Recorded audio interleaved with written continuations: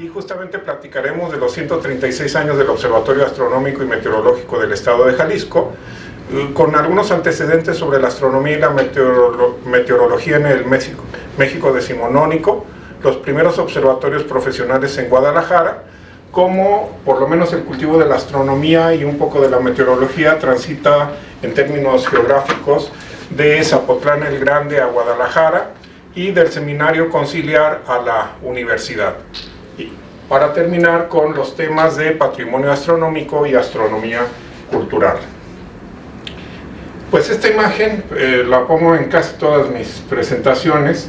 Es una imagen que originalmente se publicó en un libro de divulgación de la meteorología, la Météorologie Populaire, de Camille Flammarion, un muy destacado divulgador de la astronomía.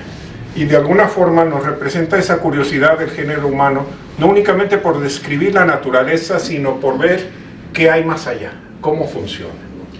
Y pues en ese sentido, tenemos unas curiosidades en cuanto a justamente astronomía, física, y la primera de ellas es este magnífico óleo que está en una de las paredes del Museo Nacional de Arte, de Félix Parra, un pintor michoacano del siglo XIX, que está representando a Galileo en la Universidad de Padua enseñando la nueva astronomía, así se llama el cuadro. Y lo peculiar del asunto es que está su escucha es un monje aparentemente franciscano. Veremos más adelante porque hay todavía preguntas abiertas de investigación. ¿Por qué Félix Parra pinta en particular esta escena, toda vez que el único ejemplar de primera edición del libro de Copérnico, que prácticamente la mayoría de los historiadores de la ciencia consideran la primera muestra, el primer ejemplo de la ciencia moderna, está aquí en Guadalajara? Y está en Guadalajara desde el año de 1660. Eso es importante porque en marzo de 1616 el nombre de Nicolás Copérnico es incluido en el Index Librorum Prohibitorum del Tribunal del Santo Oficio de la Inquisición. Y como podemos ver, pues algunos lectores dejaron por aquí sus autógrafos. Aquí se lee del uso del reverendo padre Alonso de Quintana. Alonso de Quintana fue un sacerdote franciscano que, entre otras cosas, sirvió como testigo a un proceso que le siguió la Inquisición al llamado Brujo de Outrán. Sobre eso escribe don Antonio de la Torre, miembro del Colegio Nacional. Y el otro personaje que dejó aquí su autógrafo fue Fray Buenaventura Guareña, también franciscano, que hacia 1808 deja la orden franciscana. Lo importante del caso es que Fray Buenaventura Guareña, quien escribió en contra de Hidalgo, a lo mejor por eso sabemos muy poco de él, también calculó y publicó lunarios, que son estos almanaques de efemérides o fenómenos astronómicos. Quiere decir que entendía el latín malo de estudiante, así decía el estimado doctor Jesús Gómez Fregoso, de Copérnico, y el muy árido contenido técnico de este libro, que, reitero, se le considera la primera muestra de la ciencia moderna. Seguimos, y uno de los personajes, jesuita, muy peculiar, el veracruzano Francisco Javier Clavijero, quien se educa en los colegios jesuitas de Tepoztlán y Puebla, en Puebla, Valladolid y Morelia, y en Guadalajara imparte la cátedra de filosofía. En la cátedra de filosofía en esos años se enseñaban matemáticas, física y astronomía. Y aquí en Guadalajara pues tenemos varios de sus manuscritos. Este es el 209, al que le tengo cierto aprecio porque es la física particular. Y en esta física particular, bueno, aquí vemos la marca de fuego que nos permite identificarlo como perteneciente al convento franciscano de Zapopan. Aquí nuevamente se abren preguntas de investigación. Un franciscano fue alumno de Clavijero en el colegio de Santo Tomás de los jesuitas, o cuando expulsan a los jesuitas en 1767, el manuscrito va a dar al convento franciscano de Zapopan. Y bueno, este manuscrito está escrito en latín, pero tiene una hoja suelta que el bibliotecario del siglo XIX la numeró como la 120. Esta hoja suelta está en español y es una receta para hacer un termómetro. Aquí vemos algunos detalles, pueden ver en español la caligrafía y la marca de agua del papel sobre el cual está escrito. Cuando vemos que también tiene signos de la marca de fuego. Al cotejarla con el principio del manuscrito, vemos que efectivamente coincide, hay un ajuste perfecto en la parte de arriba, y en la parte de abajo, que también tiene su quemazón, también ajusta perfectamente. Es decir, cuando se pusieron las marcas de fuego, esta receta que nos habla un poco de la física experimental, y en este caso relacionada justamente con la meteorología, pues estaba al principio del manuscrito. Bueno, nos habla de que tomemos un tubo delgado de vidrio con una esfera al final, que se llene de una cantidad considerable de espíritu de vino, esto es decir, alcohol coloreado, y que se cierre el tubo herméticamente, se fija una tabla de madera, se divide en 8 partes iguales, y cada una de esas 8 partes se divide en otras 8. Tenemos entonces un termómetro del estilo de los primeros en el mundo, como los que construyó Galileo. Y su relación ya con el contenido técnico del libro, tenemos pues la tabla de los climas, que está por aquí en ese mismo manuscrito 209. Y aquí me brinqué a otro manuscrito. Sí sabemos que fue de puño y letra de Clavijero, es el que ya escribió en el exilio la historia antigua de México, que por cierto aquí menciona sobre el calendario de los antiguas, el Tonalamatl, y los estudios que había hecho don Carlos de Sigüenza y Góngora, uno de los grandes sabios olvidados de nuestro país. Entonces vemos las caligrafías, y eso nos hace suponer, tendríamos que hacer estudios con especialistas, de que el 209 fue también de puño y letra de Clavijero. Entonces, bueno, avanzamos un poco más. En el 209 tenemos enseñanza, el sistema copernicano. Aquí menciona una figura quinta que no aparece en el 209, pero que sí tenemos en el manuscrito 148, que tiene tanto la física particular como la física general. Y entonces aquí tenemos el sistema copernicano. Acuérdense que hasta el siglo XIX se levanta la prohibición, entonces era digamos, material prohibido. Hacia el final, nos regresamos al 209, Clavijero se cuestiona por qué los pensadores de la época se han abstenido de enseñar la verdadera física, si por temor al escarnio o por respeto a los antiguos. ¿Cuál era esa verdadera física? Por supuesto Copérnico, Newton, Leibniz, los pensadores de la Ilustración. Brincamos a Zapotlán, y que era al colegio eclesiástico que era adscrito al Seminario Conciliar Tridentino del Señor San José, y en este informe publicado justamente en Ciudad Guzmán en 1875 se da cuenta del informe de la Cátedra de Matemáticas y Astronomía. Podemos ver que para el caso de matemáticas se utiliza el Tratado de Vallejo, para el caso de astronomía la obra del canónigo jalisciense Jesús Torres. Más adelante veremos estos textos. Y esto tira por tierra el comentario referido a algunos sacerdotes que veremos más adelante, entre ellos Severo Díaz y José María Arriola, de que eran, ¿cómo se llama? Autodidactas. Para nada. Tuvieron cursos del máximo rigor y máximo nivel de estas materias, matemáticas, física y astronomía.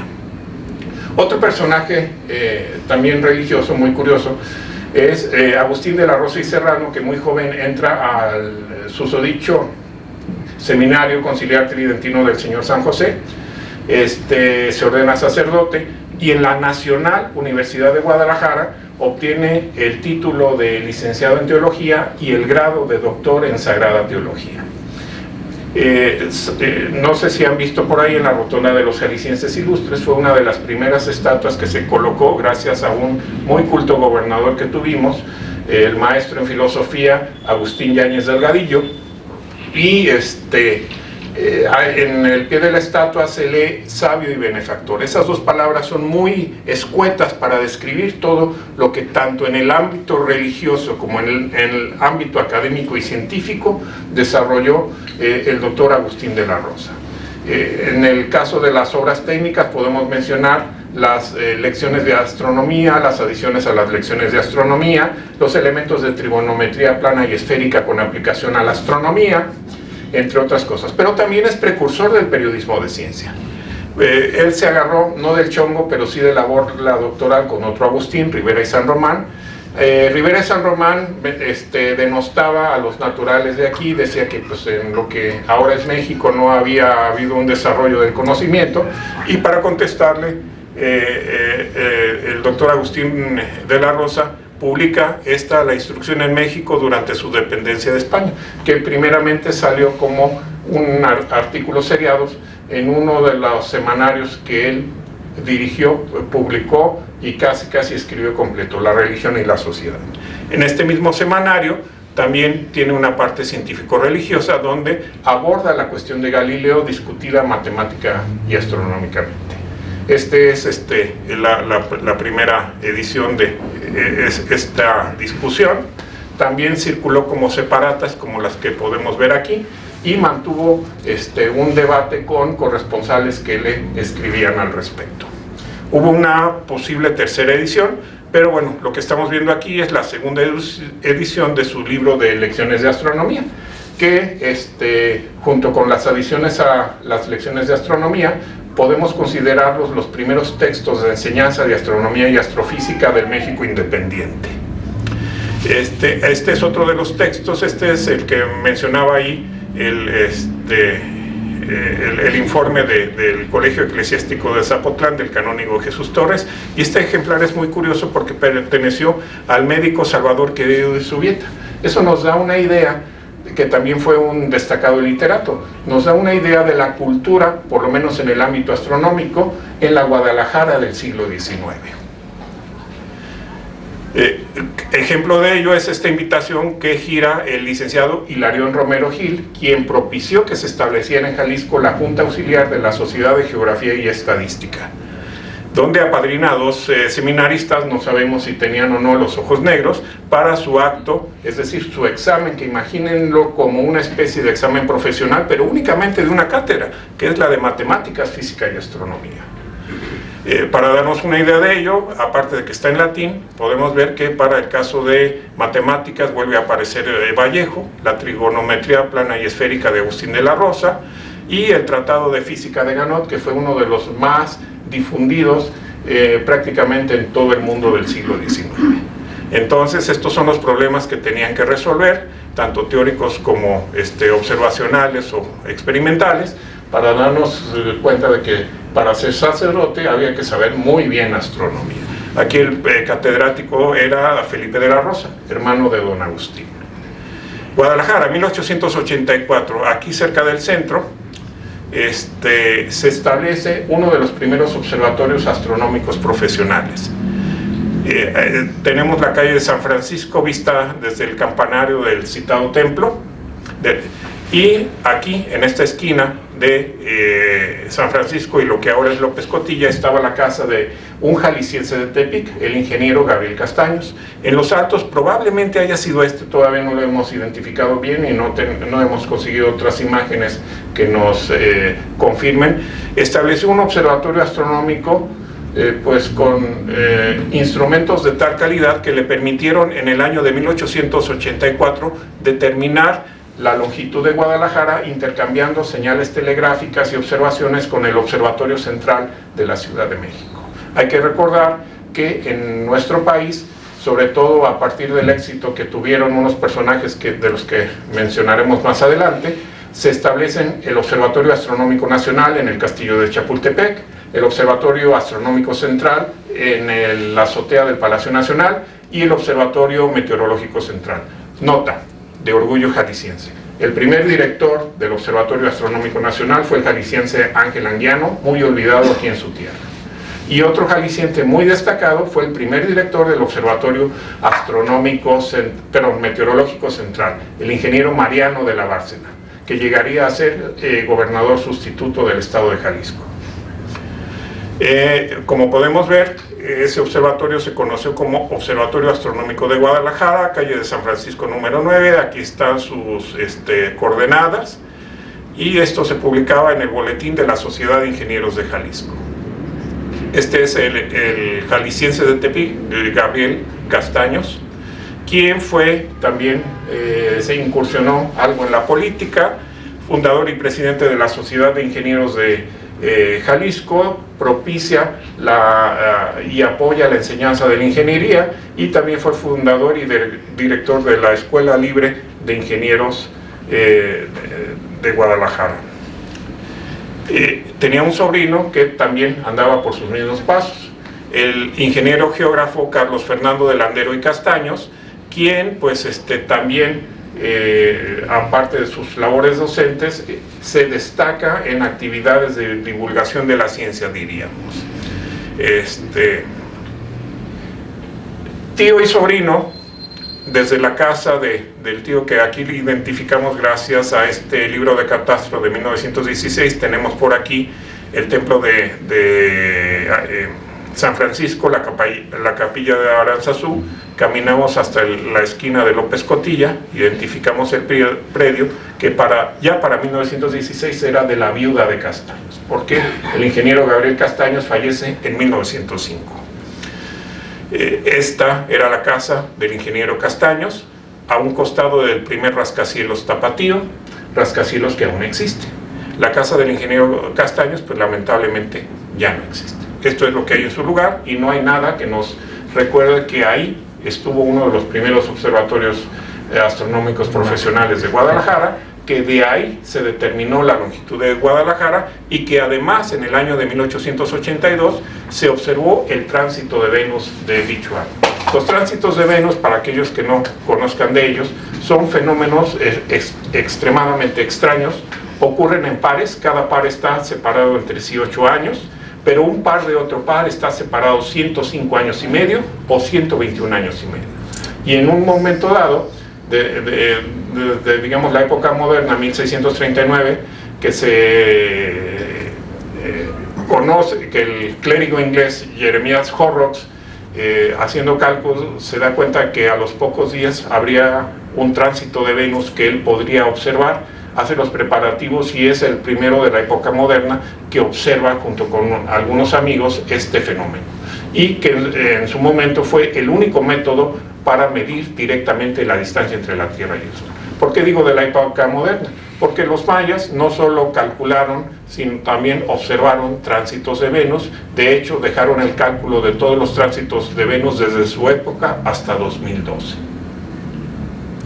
Bueno, el tránsito de Venus ocurrió el 6 de diciembre y el 15 de diciembre no había computadoras, no había procesadores de texto. Ya se publican los resultados. Aquí podemos ver, hubo 2 equipos de observación. En uno de ellos participa el destacado historiador jalisciense Luis Pérez Verdía, en otro equipo participa Felipe de la Rosa, y bueno, esto fue lo que se observó. La manchita del planeta Venus cruzando en secante el disco del Sol en un fenómeno que dura alrededor de 6 horas.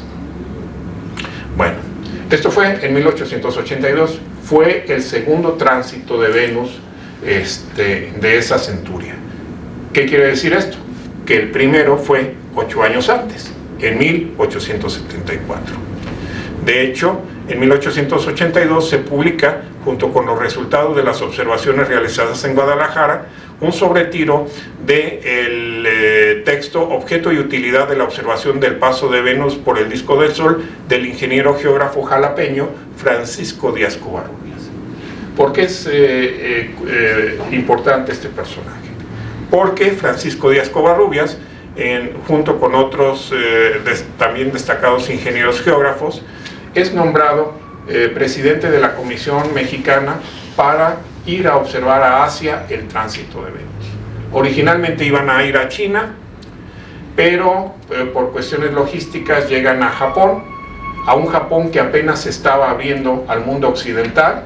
Acuérdense que en Japón, gracias a esa cerrazón de los japoneses, previa a esto, pues tuvimos nuestro primer santo novohispano, San Felipe de Jesús.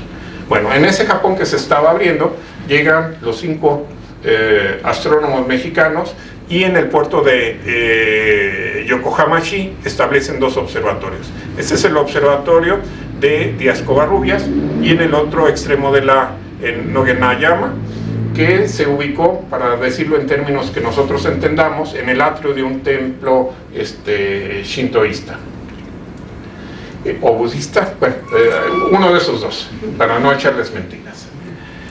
Y el otro observatorio se ubicó, a cargo del ingeniero Jiménez, se ubicó en la naciente colonia extranjera de Yokohama-shi, en el Cerro del Bluff. En ambos sitios actualmente se encuentran, es una plaquita. Actualmente el lugar donde está es una escuela preparatoria femenina católica, y el otro sigue siendo el atrio del templo, pero ese es un señor monumento que únicamente tiene la placa en japonés. Aquí en hay una placa que está en español, donde recuerda que ahí estuvo uno de los observatorios de los mexicanos. De hecho, la participación de los mexicanos de alguna forma propició que se establecieran relaciones diplomáticas entre México y el Imperio japonés. Bueno, esto fue lo que observaron los 5 mexicanos, el paso de Venus en secante sobre el disco del Sol. Bueno, ellos hacen un viaje muy peculiar. Imagínense en 1874 andar cargando telescopios de tamaño considerable, cámaras fotográficas de placa de vidrio, desde la Ciudad de México, toman el vapor a La Habana, donde casi se quedan por la fiebre amarilla. De ahí se van a Filadelfia, agarran el ferrocarril a San Francisco, donde se embarcan hasta Japón. Se establecen en Japón, hacen sus observaciones y se regresan por aquí, bordeando Asia, pasan por aquí, ya está el canal de Suez, y llegan a París. En París hay un congreso científico, pero los mexicanos son los primeros que publican sus resultados, que supone el nombre de México en el mapa de la astronomía mundial. El éxito de los mexicanos, bueno, aquí está el informe técnico, viaje de la Comisión Astronómica Mexicana al Japón, de Francisco Díaz Covarrubias, se publicó en 1876, y la crónica literaria del viaje la hizo el ingeniero Francisco Bulnes, que también era el calculista de la comisión. Estos dos los pueden ver digitalizados en el repositorio Memórica del Gobierno Federal.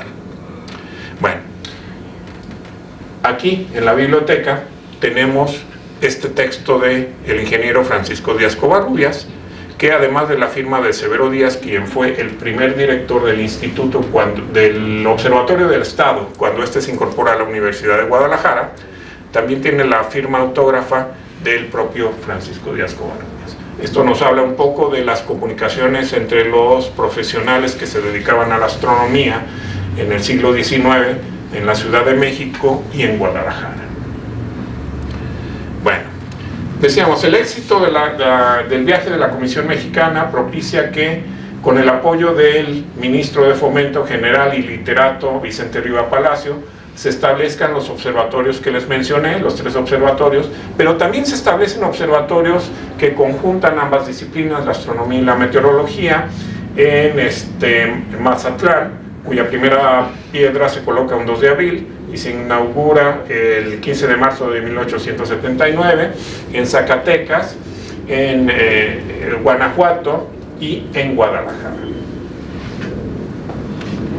1889, Van Gogh pinta esta maravillosa noche estrellada, y en ese año de 1889, el general Ramón Corona, gobernador del estado de Jalisco, en su informe del 2 de febrero de 1889, menciona: las mejoras hechas a la Escuela de Ingenieros le están dando la forma adecuada a su servicio. Entre estas obras merece especial mención el Observatorio Astronómico, que está para concluirse. Sabemos que por ahí de noviembre se le cruza a Primitivo Orrón y lamentablemente fallecería el 11 de noviembre de 1889. A quien nombran su gobernador sustituto es justamente al ingeniero Mariano de la Bárcena, que habíamos dicho fue el primer director del Observatorio Meteorológico Central. Este es un diseño que se resguarda en el archivo histórico de la Universidad de Guadalajara, que hizo el propio ingeniero Gabriel Castaños. Aquí vemos el poste y el anteojo meridiano, el telescopio principal, en lo que pudo haber sido la primera sede del Observatorio Astronómico y Meteorológico del Estado, que se estableció ese 2 de abril de 1889. Y se establece en la Escuela de Ingenieros de Guadalajara, cuya sede era el antiguo colegio jesuita de San Juan, edificio que ahora desapareció. Por aquí, en una publicación de la época, vemos los instrumentos meteorológicos en el citado observatorio. Bueno, en el Archivo Histórico del Estado de Jalisco se encuentra este expediente fechado en 1890 que da cuenta del informe sobre el establecimiento del Observatorio Astronómico del Estado. Y por aquí podemos leer, es el renglón 14, que justamente se inauguró el 2 de abril del año de 1889. Su primer director es el ingeniero Agustín B. Pascal, quien permanece en el cargo de director del Observatorio Astronómico y Meteorológico del Estado hasta el año de 1901. Hay que decir que ese observatorio funge por instancias del gobierno federal como observatorio de central. En el Archivo Histórico de Jalisco es impresionante ver los expedientes que dan cuenta de las comunicaciones de las diferentes poblaciones del estado donde se pudo o no se pudo establecer observatorio meteorológico. De hecho, el observatorio meteorológico establecido en el Hospital de San Miguel de Belén rendía informes a este observatorio astronómico y meteorológico y en la parte meteorológica central de Jalisco. Bueno, otros de los espacios donde se cultivaron estas disciplinas fue la Escuela de Ingenieros de Guadalajara, en este establecimiento, en esta casa que era del ingeniero Ambrosio Ulloa, que también se tituló de abogado y también tuvo una muy breve y desafortunada incursión en las cuestiones políticas. Justamente aquí tenemos a Ambrosio Ulloa como candidato. También propició que se organizaran diferentes gremios, entre ellos el de los panaderos. Y bueno, aquí tenemos la imagen de la casa. La casa aún existe, pero pues nuevamente no tenemos ninguna placa, nada que nos recuerde que ahí se enseñaban matemáticas, física y astronomía. Creo que incluso es un bar de esos de banderitas de colores. 1919, la nota astronómica le gana las columnas a la nota política. Aquí nos hablan del encarcelamiento del general Guajardo, que tuvo que ver con la muerte de Zapata, y nos dicen: visto desde el observatorio fue hermoso el fenómeno astronómico de ayer. No era otra cosa que una alineación, como nos da cuenta este diagrama. En 1903 se inaugura el nuevo edificio del ya para ese tiempo seminario del señor San José de Guadalajara. Ese año de 1903 se dedica el observatorio meteorológico que podemos ver aquí, y en el siguiente año de 1904 se inaugura el observatorio astronómico. Esto es importante mencionar porque dos personajes muy destacados de la historia de la ciencia en nuestro estado de Jalisco participaron tanto en estos observatorios como en el observatorio del estado. De hecho, no me pregunten por qué.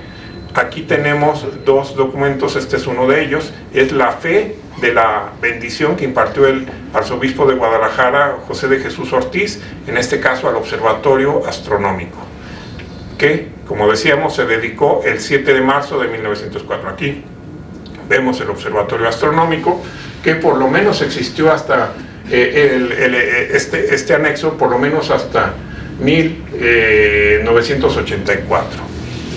¿Por qué? Bueno, era un observatorio, ambos observatorios pues eran bastante, me regreso un poquito, ambos observatorios eran bastante productivos, como nos da cuenta su boletín. Este es el observatorio del seminario. Aquí dan cuenta de un eclipse de luna que se observó el 14 de agosto de 1905, y tan productivo era que desde el Imperio Austrohúngaro solicitan un sobretiro del Boletín Eclesiástico y Científico de Guadalajara.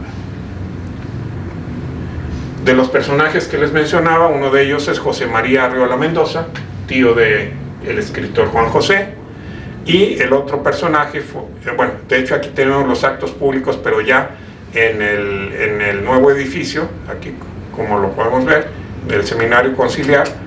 Este ejemplar permanece en el fondo de José María Arriola, que acaban de mover a la Biblioteca Pública del Estado. Y nuevamente nos damos cuenta de los problemas que tenían que resolver, el examen que tenían que rendir los seminaristas que quisieran acreditar la cátedra, en este caso, de astronomía. El profesor es justamente José María Arriola. Aquí tenemos todos los problemas que tenían que resolver. Y,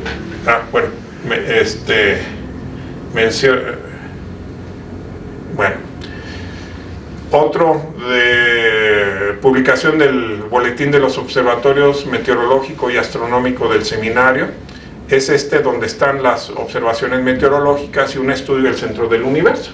Nos cuentan varios historiadores, y mal contado por cierto, que este estudio del centro del universo fue muy celebrado por los astrónomos jesuitas del colegio Stonewitz. Pues Stonewitz no existe, lo que existe es Stonyhurst College, que es, por cierto, donde enseñaba John Ronald Reuel Tolkien, el autor del Señor de los Anillos y del Hobbit. Este es lo que era la parte astronómica del observatorio. El otro personaje, por supuesto, Severo Díaz Galindo, que hacia 1900 se ordena sacerdote. En 1913 queda a cargo del Observatorio Astronómico de la Escuela Libre de Ingenieros, que no es otro que el Observatorio del Estado, y desde 1921 es nombrado director del Observatorio Astronómico y Meteorológico del Estado, que en 1925, con la inauguración, así dice el acta, de la Universidad de Guadalajara, se incorpora como su primera dependencia dedicada esencialmente a la investigación científica. Este es el telescopio de investigación que está en la torre principal, aún está y acaba de ser restaurado por un equipo dirigido por el maestro Jaime Almaguer, compañero de este instituto. Con ese telescopio se hacían observaciones como esta de la actividad solar. En esa época se pensaba que la actividad solar podía influenciar fenómenos vulcanológicos o meteorológicos aquí en la superficie de la Tierra, y al efecto Severo Díaz publica en el Boletín de la Escuela de Ingenieros este artículo sobre las manchas solares y su influencia sobre el volcanismo. Para 1909, Severo Díaz, junto con el canónigo Miguel de la Mora, participan en una velada literaria en honor a Galileo en el seno del Seminario del Señor San José de Guadalajara. El canónigo Miguel de la Mora aborda Galileo en la Inquisición romana, y Severo Díaz Galindo aborda el tema de la vida científica de Galileo. 1914, 8 de julio, las fuerzas constitucionalistas entran a Guadalajara, toman el edificio del seminario, y hasta hace algunos años la Secretaría de la Defensa Nacional regresó el edificio, que muchos conocimos como la 15ª Zona Militar, pero no se lo regresó a la arquidiócesis, se lo regresó al gobierno del estado, que al efecto estableció ahí las oficinas de la Secretaría de Cultura, y como podemos ver, ya no está la caseta de lo que fue el Observatorio Astronómico. 1925, 10 de octubre, el secretario de la universidad, todavía no era general, pero el secretario de la universidad nombra director del Observatorio Astronómico de Jalisco, SIC, al presbítero Severo Díaz, con el visto bueno del rector Enrique Díaz de León. Es curioso, este es otro de los nombramientos de como profesor de cosmografía en la escuela normal, preparatoria y normal para señoritas, como ven, dependencia de la Universidad de Guadalajara en ese entonces. Y un detalle muy curioso sobre la cultura en general es que en esta secuencia inicial de la película La diosa arrodillada del director Roberto Gabaldón de 1947, en la que la actriz principal es María Félix, pues vemos el observatorio todavía. Ya empezaba a cambiar el nombre. Hay por ahí algunos documentos que antes de este año ya hablan de un Instituto Astronómico y Meteorológico, ¿sí? Y Severo Díaz publica en 1928 estos elementos de astronomía y meteorología. Aquí está dedicado a su amigo y profesor José María Arriola. Tiene una segunda edición en 1947, donde ya incluye algo sobre relatividad, y algo muy curioso que se conserva afortunadamente en la biblioteca de este instituto es uno de los primeros textos sobre relatividad, espacio, tiempo y gravitación del astrónomo real inglés Arthur Eddington, con un prólogo de Paul Langevin. Sabemos que Paul Langevin tuvo una colisión, fue demasiado cercano a Madame Curie. Y bueno, el libro es de 1921 y en mayo de 1922 no había Federal Express, no había Amazon, ya lo tenía en sus manos Severo Díaz. Aquí vemos el arreglo instrumental que se utilizó en 1919 para observar el eclipse total de sol de ese año, con el que se comprobó que la presencia del sol manifestándose en la curiosa propiedad que llamamos masa, deforma el espacio-tiempo de acuerdo a la teoría de la relatividad de Einstein, por lo cual podemos ver desplazadas las estrellas en las proximidades del Sol, como apunta este diagrama del citado libro. Bueno, otros textos de Severo Díaz, este tratado de álgebra y complementos de aritmética, para una conferencia que dio en la Escuela Preparatoria de Jalisco sobre el laboratorio, su importancia científica y social. Y bueno, por acá en el boletín de la Escuela de Ingenieros hacia 1909 publica La habitabilidad de los astros. Para 1910 en el boletín de los observatorios meteorológico y astronómico del seminario hay un sobretiro de este artículo. Esto se publicó en 1910. Y para 1922, en el boletín de la Sociedad Médico-Farmacéutica de Guadalajara, publica Marte y las comunicaciones interplanetarias, que es un resumen de la martemanía que se vivió a finales del siglo XIX y principios del siglo XX. Bueno, son algunas de las curiosidades. Habla sobre puntos luminosos en la superficie de Marte que se interpretaban como señales de los hipotéticos habitantes de dicho planeta. Mencionaba algunos de los proyectos para comunicarse con los marcianitos y bueno, algunas consideraciones. De otros textos tenemos, por supuesto, los famosos canales de Percival Lowell que propiciaron todo en buena parte esta martemanía. De otro texto de Camille Flammarion, las tierras del cielo, está esta representación artística de lo que se piensa que eran estos canales construidos por los marcianitos para llevar el agua de los polos a sus ciudades. Bueno, en el artículo, nos regresamos al artículo de Severo Díaz. Aquí reproduce el diseño de un mensaje de Niemann y Niemann, que podemos ver por acá, como un intento de comunicarse con los marcianitos. 50 años después, este personaje, el Dr. Frank Drake, junto con Carl Sagan, diseñaron este mensaje, que va por ahí en alguna de las ondas interplanetarias. Llegamos a 1925, una nota que se publica el 11 de octubre de 1925, donde dicen que el director del Observatorio Astronómico Nacional, el ingeniero Joaquín Gallo, llegó a Guadalajara para apadrinar la inauguración del Observatorio de Guadalajara. Bueno, eso dice el periodista. En realidad era el Observatorio Astronómico y Meteorológico del Estado, que se integra a la Universidad de Guadalajara como su primera dependencia dedicada esencialmente a la investigación científica. La comisión para recibirlo es el padre Severo Díaz e Ixca Farías, quien propició el establecimiento del ahora Museo Regional del Estado. En este oficio de 1927 da cuenta justamente que el Observatorio Astronómico se inauguró el 12 de octubre de 1925, ya como dependencia universitaria. Y esto noten un detalle muy peculiar, el sello de este oficio dice Observatorio Meteorológico del Estado, Guadalajara. Era lo que les mencionaba, que el Observatorio Astronómico y Meteorológico del Estado, a los ojos de la Federación, fungía como el Observatorio Central de Jalisco. Entonces, por eso se prestan ciertas confusiones en todos estos espacios que hemos mencionado. Cuanto y más que los personajes que estaban en ellos eran los mismos.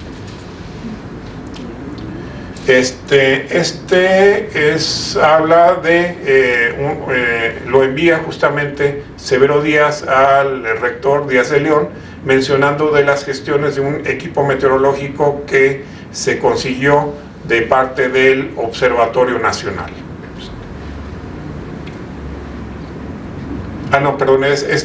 Lo manda justamente la Federación, la Secretaría de Agricultura y Fomento, que enviarían este equipo meteorológico al Observatorio del Estado, que para ese entonces ya dependía de la Universidad de Guadalajara.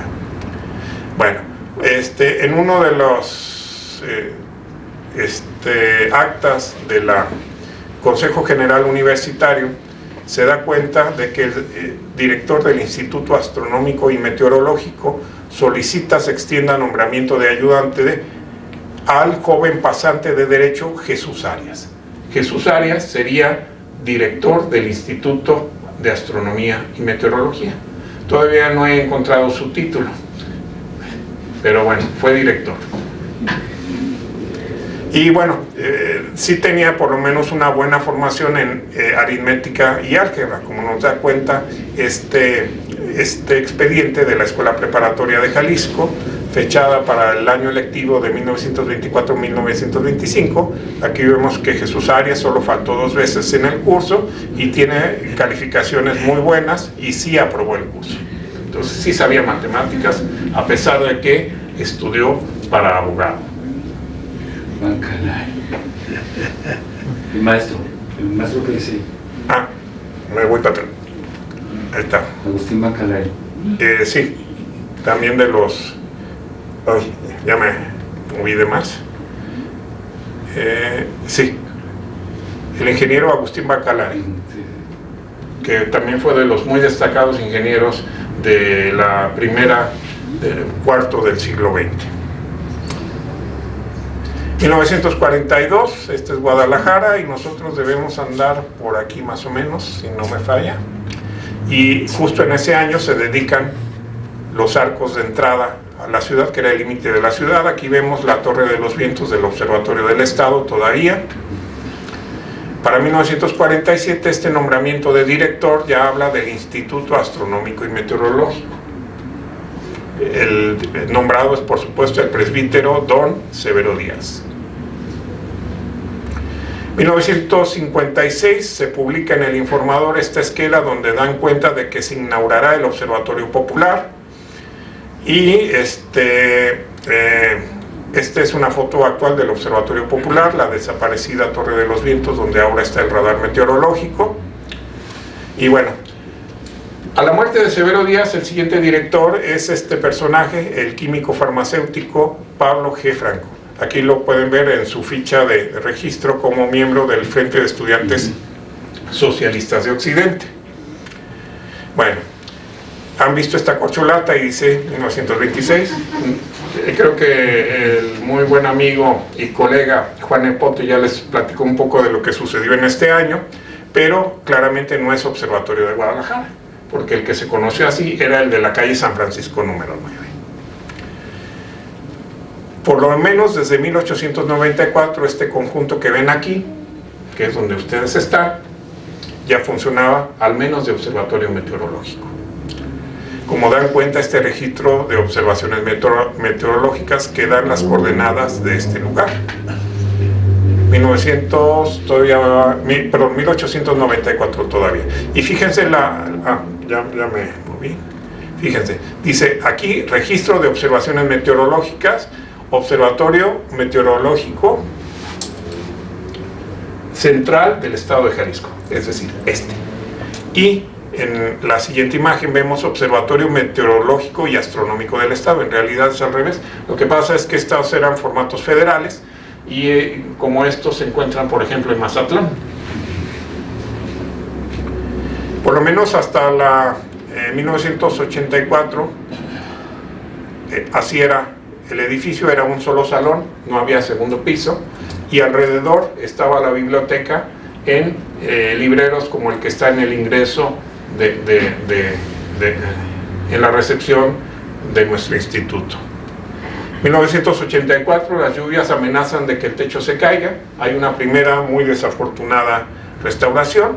Bueno, pero antes de llegar al 84 nos detenemos un poco en los 60. Un jubilado norteamericano muy peculiar, el ingeniero Frederick Mardus, colabora y trabaja en el Instituto de Astronomía y Meteorología y propicia la comunicación con el Servicio de Información del Consulado norteamericano para que en el año de 1965 en los jardines de este instituto haya una exposición de la tecnología espacial de punta.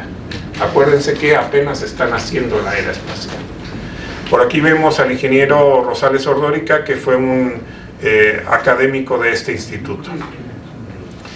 Otras imágenes de esta exposición. La otra fotografía es parte de un satélite del... Es una cápsula. Estamos hablando de 1965. No, Mercurio. Es un Mercurio, sí. Y maquetas de cohetes como este que vemos por acá, y acá había creo que otro. ¿Sí? Bueno, estas son diferentes imágenes, y bueno, de nuestros visitantes más asiduos son los del Colegio del Aire, de sus diferentes escuelas, cuando el telescopio principal funcionaba para actividades de divulgación, y muy pronto volverá a hacerlo, tanto divulgación como enseñanza. Y bueno, este era el salón en el que estamos actualmente, cuando era un solo salonzote, y el personaje que ven aquí es el rector de la Universidad Nacional Autónoma de Nicaragua. Y el personaje que ven aquí, pues en ese momento era el director de intercambio académico.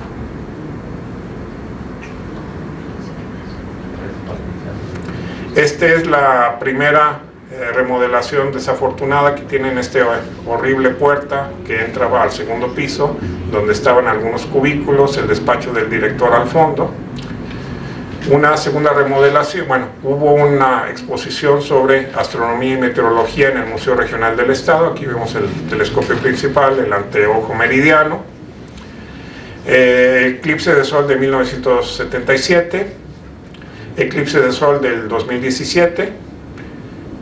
Vemos por acá la reconstrucción de lo que en su tiempo fue el abrigo de instrumentos meteorológicos. El tránsito de Venus de 2012, observaciones públicas que se hicieron aquí.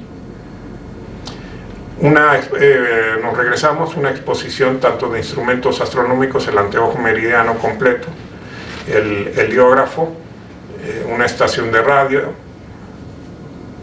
y instrumentos meteorológicos, y la desaparecida antena para medir las nubes. La inauguración de la primera estación meteorológica automática, el entonces rector de Ciencias Exactas e Ingeniería, el maestro Oropesa, la maestra Valentina Davidova, que era la directora del instituto. Bueno, tenemos aquí al centro el Bosque de la Primavera, la ciudad de Guadalajara. Nos acercamos un poco, vemos por ahí algo, nos acercamos de más, y en 2003 se inauguró este observatorio astronómico y meteorológico, que no está completamente en funciones, pero que cuenta el telescopio más grande de Jalisco, una óptica Richie Chrétien con 62 centímetros en su espejo principal.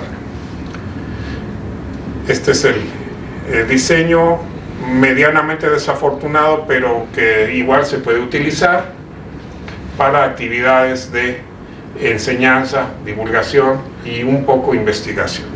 Todavía no está completamente funcional, pero el que sí está completamente funcional es este observatorio robótico de en el Club Villa Primavera de la Universidad de Guadalajara, a cargo de nuestro compañero el doctor Gerardo Ramos Larios. Bueno, aquí en las actividades más recientes, pues hemos establecido colaboraciones con la Network for Astronomy School Education. Esta es de la Unión Astronómica Internacional. Esta es alguna de las actividades que se han realizado. Y bueno, llegamos a la parte de patrimonio astronómico. En 2009, a raíz de celebrarse el Año Internacional de la Astronomía, en la comunidad profesional de astrónomos surge la inquietud de preservar el patrimonio astronómico. Al efecto, se establecen grupos de trabajo, se abre este portal para identificar el patrimonio astronómico alrededor del mundo. Y bueno, este es un trabajo que recientemente presentamos en la 32ª Asamblea General de la Unión Astronómica Internacional, justamente sobre telescopios y bibliotecas como herramientas para la astronomía cultural y los cielos oscuros.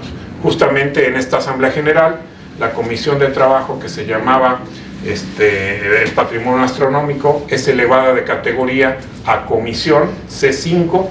Es muy curiosa la organización de la Unión Astronómica Internacional. Digamos que las comisiones son las unidades más grandes de actividad, y esta comisión C5 recibe el nombre de Astronomía Cultural. Y bueno, ¿por qué menciono esto? Este es el Observatorio Astronómico Nacional que se estableció cuando los militares regresaron al castillo de Chapultepec. En este observatorio se fusionan el Astronómico Nacional y el Astronómico Central, se construyen abrigos adecuados para los instrumentos, y esto era la casa de verano del Arzobispo de México. Bueno, en la década de los 60 del siglo pasado, la UNAM, destruye completamente el edificio y construye una escuela preparatoria. Lo único que se salvó del edificio son los vitrales que están por ahí en los pasillos del Instituto de Astronomía de la UNAM. El Observatorio Astronómico Meteorológico de Mazatlán, durante mucho tiempo estuvo abandonado el edificio. Aquí el Gordo y la Flaca nos informan que fue comprado por el cantante Luis Miguel. Aparentemente Luis Miguel ya no es el dueño del sitio. En la actualidad ahí funciona un restaurante centro cultural que ha procurado recuperar un poco de la historia de este lugar. Menciono esto porque el conjunto arquitectónico en el que ustedes se encuentran es el único de su tipo y época aún en funciones en México, lo cual es un criterio de valor para considerarlo en los términos que la UNESCO requiere para ser patrimonio cultural, patrimonio integrado. Bueno, hubo por ahí algún intento de convertir esto en hotel, y aquí los diputados de la fracción del PAN pues se manifiestan de la conservación del edificio del Instituto de Astronomía y Meteorología. Nota que no hablan de un conjunto arquitectónico. ¿Qué es eso? Un conjunto arquitectónico, no un solo edificio. Bueno, con esto termino la charla, y si hay alguna pregunta, duda o comentario, estoy a su disposición. No sin